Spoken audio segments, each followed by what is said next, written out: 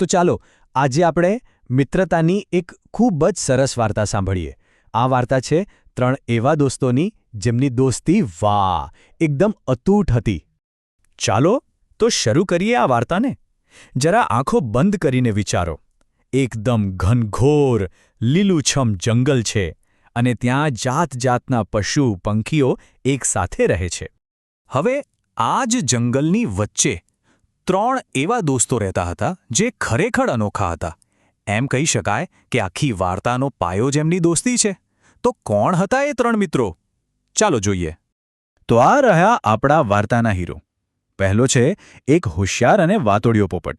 બીજું છે એક શાંત સ્વભાવનું કબૂતર. અને ત્રીજો જમીન પર આમ તેમ દોડાદોડ કરતો એક નાનકડો પણ ખૂબ જ ચાલાક ઉંદર. તમે જુઓ, ત્રણેય એકબીજાથી કેટલા અલગ છે, નહીં? અને આજ તો મજાની વાત છે કે એ લોકો કેટલા અલગ હતા. જુઓ, પોપટનું ઘર ઝાડ પર, કબૂતર તો આખો દિવસ આકાશમાં ઉડે અને ઉંદરભાઈ તો જમીન પર જ રહે. મતલબ કે ત્રણેયની દુનિયા સાવ જ અલગ, પણ એમની દોસ્તી એકદમ પાક્કી. આટલું બધું અલગ હોવા છતાં એમનું બંધન એટલું મજબૂત હતું કે વાત જ ના પૂછો. સાચે જ, એમની દોસ્તીને કોઈ સીમાઓ નડતી નહોતી. પણ કહેવાય છે ને કે સાચી દોસ્તીની પરખ તો મુશ્કેલીના સમયમાં જ થાય. અને બસ એવો જ એક સમય બહુ જલ્દી આવવાનો હતો. એક એવું સંકટ જે એમની દોસ્તીની કસોટી કરવાનું હતું.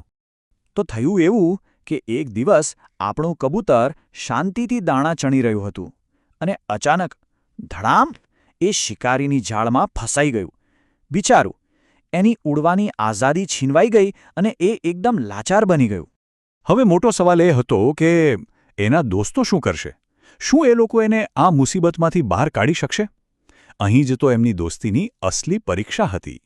અને બસ અહીંથી જ શરૂ થઈ મિત્રતાની અસલી કસોટી. ચાલો જોઈએ કે આ પાક્કા દોસ્તો આ મુશ્કેલીનો સામનો કેવી રીતે કરે છે. અને એમણે જે કર્યું એ ખરેખર જોવા જેવું હતું. પોપટ, જે ઝાડ પરથી બધું જોઈ શકતો હતો, એણે તરત જ ઉંદરને બૂમ પાડી.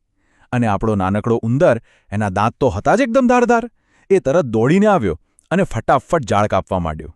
જોયું, દરેકે પોતાની ખાસિયતનો કેવો સરસ ઉપયોગ કર્યો. અને પરિણામ શું આવ્યું? કબૂતર આઝાદ! એમની એકતા અને સ્ફૂર્તિએ એમના દોસ્તનો જીવ બચાવી લીધો. વાહ!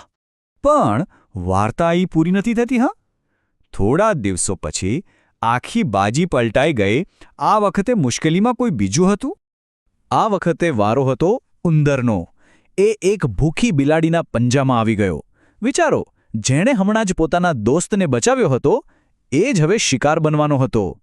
પણ એના દોસ્તો હતા ને, ફરી એકવાર દોસ્તી કામે લાગી. આ વખતે પોપટ અને કબૂતરે ભેગા મળીને એવો ખેલ પાડ્યો કે બિલાડીને ભાગવું પડ્યું અને એમનો દોસ્ત ઉંદર બચી ગયો. આ જ તો છે સાચી દોસ્તી, એકબીજાની રક્ષા કરવી. તો આ બંને કિસ્સા પરથી આપણને દોસ્તી વિશે એક બહુ જ મોટો બોધ મળે છે. આ વાર્તાનો જે મુખ્ય સંદેશ છે તે હવે આપણી સામે એકદમ સ્પષ્ટ છે. આખી વાર્તાનો સાર બસ એટલો જ છે કે સાચા દોસ્તો એ ગમે તેવી મુશ્કેલી હોય હંમેશા સાથે જ ઊભા રહે છે. ભલેને એ લોકો ગમે તેટલા અલગ હોય પણ એકબીજાની તાકાત બની જાય છે. એમની અસલી તાકાત એમની એકતામાં જ છે. આ વાર્તા આપણને એ વિચારવા પર મજબૂર કરે છે કે સાચી દોસ્તી એટલે શું? શું એ નથી કે એકબીજાની તાકાતનો સાચો ઉપયોગ થાય અને મુશ્કેલીમાં એકબીજાનો સાથ ક્યારેય ન છૂટે? આ વાર્તાના અંતે બસ એક જ સવાલ મનમાં રહી જાય છે કે જ્યારે ખરેખર મુશ્કેલ સમય આવે ત્યારે કોણ કોની સાથે ઊભું રહે છે.